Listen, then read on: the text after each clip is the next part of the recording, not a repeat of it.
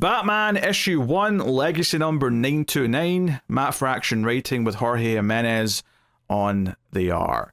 So yeah, you lucked out, David, and coming into a week with a big new number one to talk about. It's so funny. And Matt did send some thoughts on a few of these. He didn't get to all of them, but I've got a little bit from him. So we'll get to that later too. If this happened to have been a week with Hattush, I am just going to straight up tell you I would not have back-read to the beginning of Hattush. Like I was not going to go through that. So I'm very happy that I got this one.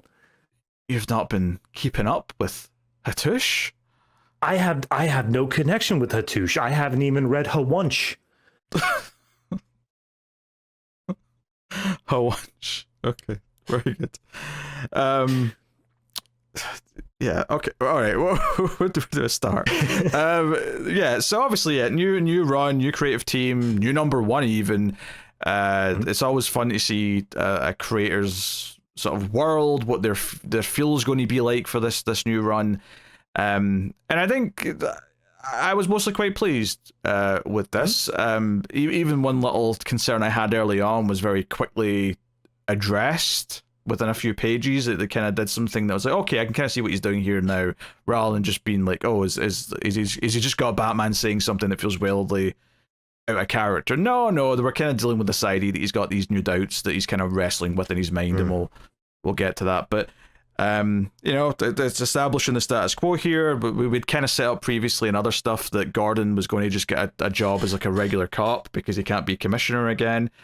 So that's actually the very first thing we get is him with his partner, who is still used to calling him like sir and commish and whatever else. So all that stuff. This is a Croc story though, this first issue, and we do this kind of idea that Croc is sort of mutated into an even more monstrous version of himself, and Batman is chasing him across the city, but it has kind of a sweeter ending than perhaps you maybe were assuming that it was going to have. Yeah, I really do like the way that this is formatted, and I was reading the Ashcan, the one that came out from Comic-Con, and it's also in the back of this issue. There's an interview with Fraction basically saying what his format is, and it says that while he's going to have an overarching arcs, he's going to be doing something. Each issue is going to be kind of standalone. Each one is just going to be their own thing, and if they're all formatted like this, I do really like the vibe of that, because it's just kind of its own nice little story told in miniature, where you get this idea of what his version of Batman's going to be about. It feels... It's the sort of thing where, because of the era we're in, this feels more unique to do it this way, whereas there was a time when this was the normal. This was what most comic books were doing. So it feels kind of fresh because it is different to what the other books are doing. And because, we have Detective, and we've got well, Dark Patterns is ending, but, we've got other Batman books, but we're getting the slow burn, long form stories. What are you talking about? DC never puts out extra Batman books. They've got like 2 max. Oh yeah, sure. So now we get some pretty cool monstrous stuff here. Obviously, Jimenez's art's a big talking point as well, and by and large, it's pretty stunning. Like, there's very little to complain about. Like, if I was to make a slight nitpick, that first page where you see Batman and they're going for that sort of like, I don't know if I'll call it an optical effect, because he's standing looking at the hole of like the hole in the wall at the edge of the building, and we're doing kind of that almost curved lens kind of feel. I don't know if I'm a fan of that conceptually, but I get what they're going for. Like, I understand the intent. Yeah, it's the GoPro. Batman's just got a GoPro right in front of him, and that's the way we're seeing this. Yeah, so there's a whole thing here where he's talking to the scientist lady who was working with Croc before he ran out. And she's basically arguing that Croc's evolving, that he's getting nicer, and like he's confused. His brain's kind of, he's kind of like a child almost, but he's not bad. He's not a villain. And Batman, and this was kind of the one little like concern I had, is Batman kind of says, "But people don't change, Doctor." And I'm like, that doesn't really sound like you, Batman. Like otherwise, why do you not just kill people if the people can't change? Like, that doesn't quite add up. Yeah. Because he's always been that way, and he can't change. Yeah, that clearly leads though to like a big thing that Fraction is going to be doing here, which is this idea of him wrestling with his conscience, and that conscience is represented with Alfred in his head. So we're getting him talking to Alfred, and I have to, you know what, fair play to them, because as soon as I saw this, like, in his head Alfred sitting next to him and Batman talking to him, there was no part of it that made me annoyed or made me roll my eyes. It just kind of worked. I was like, yeah, it makes sense that he's if he's going to, like, talk to someone in his head who represents his, like, struggling conscience, it's going to be Alfred, because Alfred's the one who would challenge him on these things back in the day. So I had no problem with that. I think it's kind of a nice motif that is maybe specific to this book, where he's going to, like, I imagine it's going to be an almost every issue thing, but at least once, maybe not as heavily as this one, because this is the introduction to it, but I suspect that this is going to be an ongoing thing in Fraction's run, is this, and except for the big moment, like, late in the run where he stops seeing him because he's reached like I don't know, content. He'll have, like, solved his issue, and it'll be a big moment when he's not there anymore. Well, I also do like the way that they phrase it here, where it doesn't feel like it's 100% a grief thing. Like, there's this, I feel like the previous runs have kind of moved through that. Like, yes, he's dead. We've come to terms with that, whatever. And he's still sad about the fact that Alfred's gone, but it's a lot more of this thing of he's using him as the conscience, like you said, and not so much oh God, what would I do without you, Alfred? I can't possibly be Batman without you on my shoulder the whole time. It's just this representation of what's already inside of him. Yeah, this is not about missing Alfred still. I mean, obviously it does, but this is not like back when after he just died, where everyone was kind of talking about Alfred in that way. This is more, no, it makes sense that this is what represents this in his head. That because Alfred's not there to have these conversations with him anymore, he has these debates with himself. So, you know, this whole idea, do people really change? And, like, which one do I actually think is scarier? That they do change or they can't change? Like, that's kind of the idea that we're setting up here. And, you know, in this book, there you go. I think that's, if we're looking at this the same sort of way as, like, you know, Tom King's run, the first issue is kind of just the mission statement. It is the thing where we're laying out what it is that's going there. I think this idea of what scares Batman more, the idea that people can or can't change, is probably the mission statement. It's this idea of, if people can't change, then that is kind of scary to him, because it's showing that he's unable to move on. He's unable to change from the scared little boy in the alley. He's just constantly going to be this same version of Batman. But I think what Fraction's going to show is, and what's shown even in this issue, is that there is the ability for change. And we're going to see, as previous writers have also done, but we're going to see this evolution of Batman moving on and becoming something more, and becoming something. I think we're kind of moving out of the phase of Batman being Frank Miller's Dark Knight, and we're moving more into a Silver Age-ish sort of, like, he is able to have fun. He's able to be happy in a way, you know? That was 1986, David. You threw that out there so casually, and I'm like, that was before I was born. It's been almost 40 years. But the industry hasn't moved on. The industry is like, no, he's grim and gritty, and he hates everybody, and justice above all, and he's not allowed to have fun with anything ever. Yeah, I mean, to be fair, I don't think most Batman is actually like the Dark Knight Returns Batman. Like, Dark Knight Returns is still way more extreme. That's the epitome. But, like, even if you look back as early as, like, the Tom King run, I think that was a major factor in the way he was behaving, is this idea of, like, no, it's the mission is all, and, like, death or nothing else, and then he has to move past that. I think we're finally at that tipping point where it's, okay, he's out of that mindset. Can he just go back to being, like, the head of the Bat family, like someone who is able to enjoy himself a little bit? Yeah, I mean, you say that, but, like, most of the Bat family came after that, though. Like, oh yeah, you know, I'm saying, like, you know, I think of the Batman who's got Dick Grayson, Robin, and Barbara Gordon Batgirl. I'm thinking, like, not Adam West levels of campy, but just that's, you know, the Silver Age version, the idea of it being able to do that fun stuff before the death of Jason Todd, before Dark Knight Returns, stuff like that.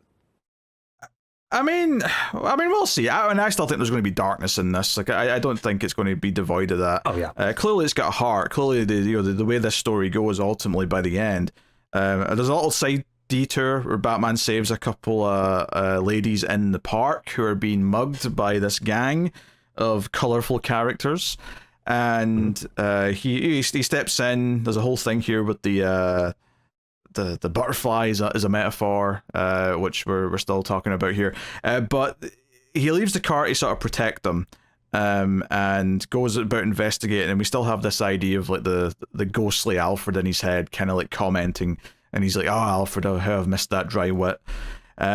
But he goes into the what was this building again? Was it the gardens, like a botanical gardens? Yeah, it's the Natural History Museum, but they have like a butterfly exhibit there. That's the one. So he goes in and he basically has the shock gloves from the Arkham video games. He turns them on. We get this. It's not quite a full page spread, but it's almost a full page spread of him lighting these up. So we get this, blue glow. Coloring's very nice, and full on Monster Croc with extra teeth, extra jaggy bits all over his arms, is ready to go. But Batman does not fight. That is not what we do here. We de-escalate instead. Croc is indeed a bit more like a child. Croc basically just asks him to leave. He's like, "You bad, you go." And then Batman looks up at the giant T-Rex that they've got in the museum and says, "Oh, I had one like that in my home," and basically sits down with Croc, like takes the cowl off and sits down with them. And it made me go, wait, does Croc know who Batman is? And then I thought, oh, is he just doing this because Croc's like a child now and it won't matter? Yeah, he's not going to care. Yeah. But he sits down and calls him buddy and sort of acts nice with him. He sort of like plays not a parent, but like an adult. He's like, no, I'm going to sit down and make this kid feel at ease because that's what this situation calls for. It doesn't call for me beating him to a pulp with my fancy electric gloves. It calls for compassion. So it's kind of this nice, like, sweet moment. And as far as mission statements go, if this is the mission statement, is like, okay, Batman's going to try and do some things a little bit differently if he can, and maybe reconnect with his human side a little bit more, then I think that's a pretty good mission statement. And I say this as someone who, like, my history with Matt Fraction is basically one book, and that is his Hawkeye book, which is very good.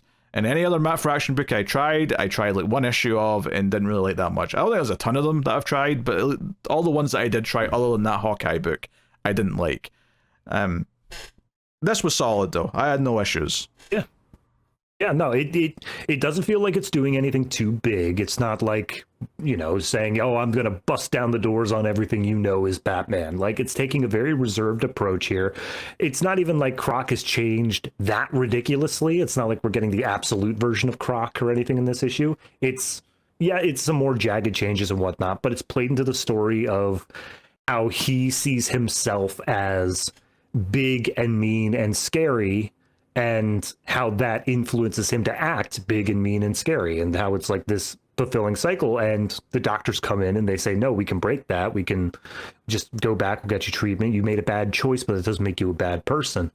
And I think that again, my idea of it going back to like Silver Age, I think that's kind of the parallel there, is that Batman is viewed as this big, mean, scary thing. It is this thing that strikes fear into the hearts of criminals. And I think it's something where Batman might be looking internally and saying, is that really who I want to be? Is that something like, yes, that may be what Batman should be, but is that who I want to be within Batman? And it's influencing some of the choices he may end up making.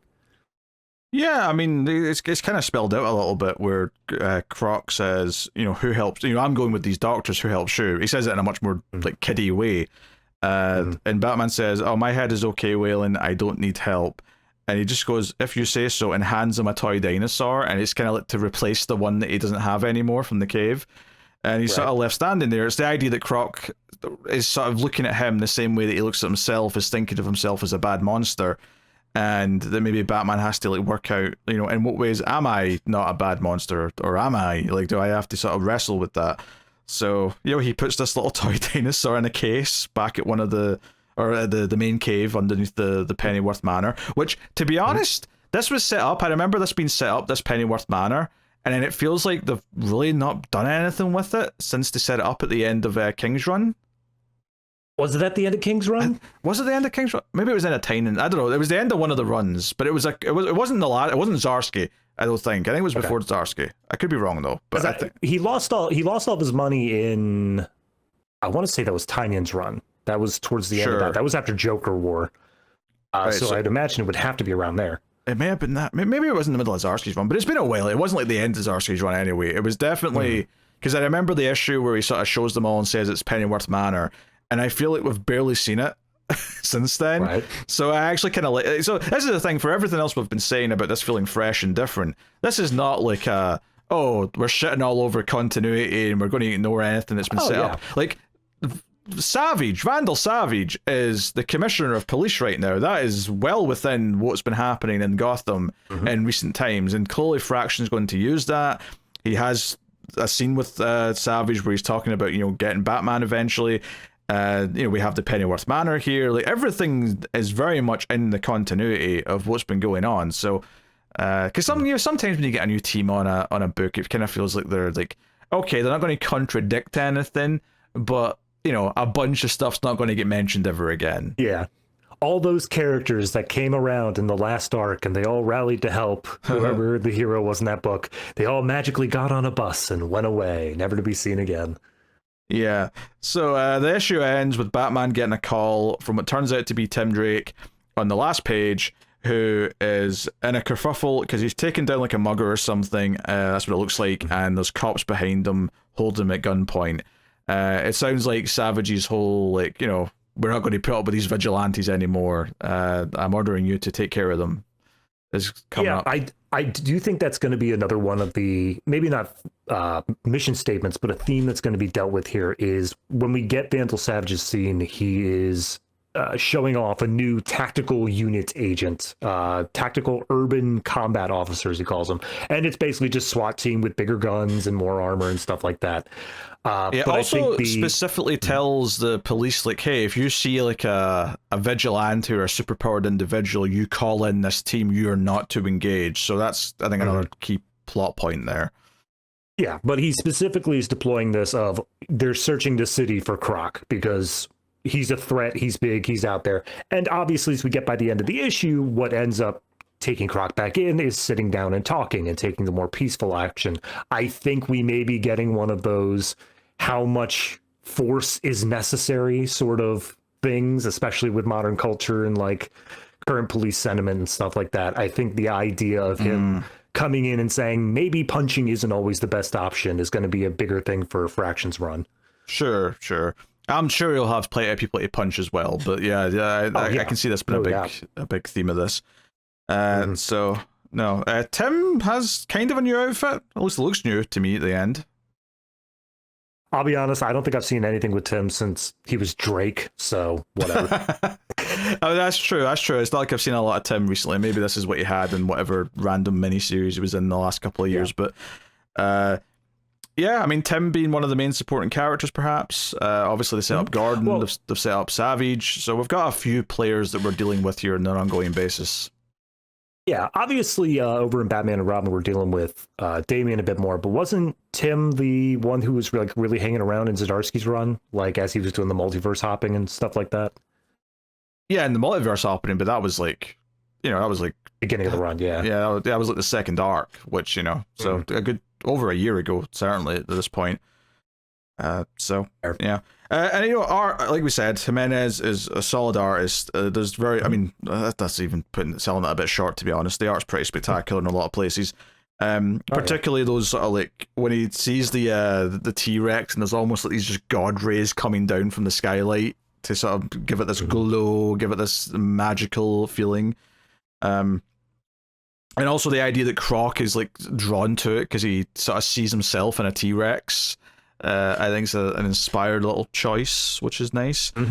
So, no, I mean, it's very big, it's very detailed. There's a lot of depth to the images. I think the layouts are very simple. This is not the sort of book that's doing a lot of really wacky layouts, but it's very well paced, and when there is action, it does flow very well. It's clearly there's a conscious choice been made here about how to sort of, how to lay this book out, is because some books go for something that's more consistently fancy, and sometimes like the more straightforward choice is the right one, and that's what they've went with here.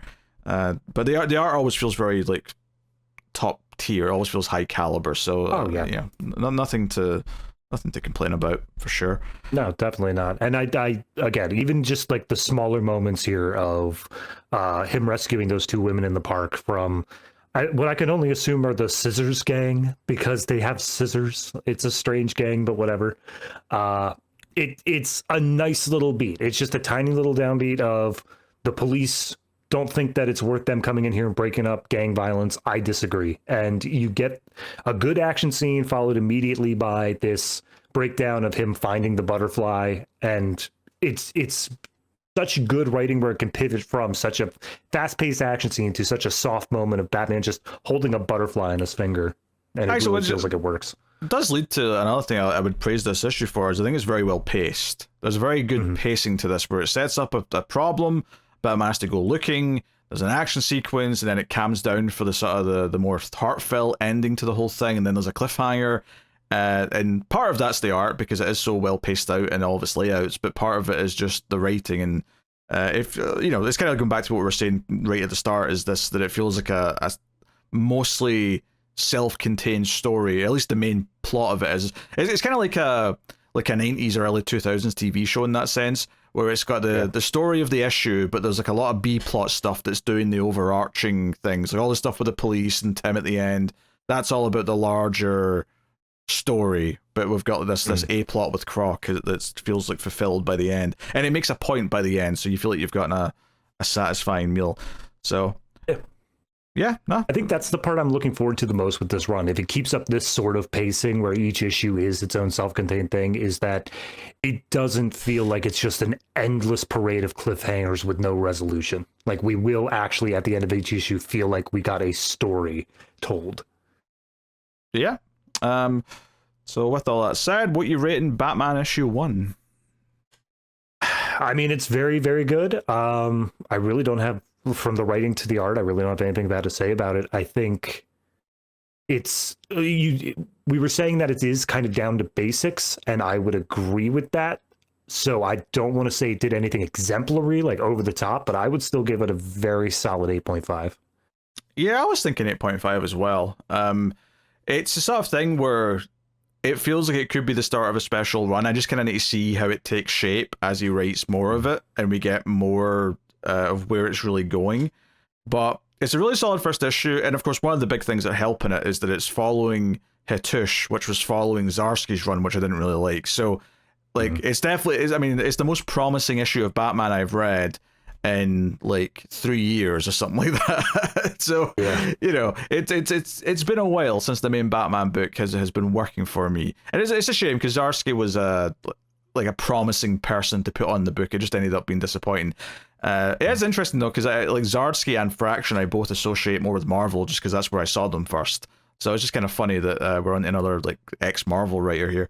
But it's good stuff. I'm excited for issue 2 and seeing where he keeps going with it. It feels bold. It feels like a really easy jumping on point. I mean, even that opening scene with Gordon, I mean, obviously it's a good scene, and it kind of like fills you in and like where he's going to be in the world. But if you're a new reader, or you're someone who's not read Batman in years, it explains that he's got this new position, that he's not commissioner anymore. It sets things up. It sets up that Savage is the commissioner. It makes a point of going through, this is the status quo right now, so if you've not been reading the comics, here's the stuff that you need to know. Otherwise, you'll be scratching your head later when various things happen. There's also a bit when he's flying over Gotham, they do a couple of cuts to like TV shows, or specifically like news stations, and it kind of gives you just a feel of the city as well. How is everyone feeling about Gotham? And it seems like tensions are pretty high on a bunch of stuff. Yeah. So yeah, that's Batman issue 1.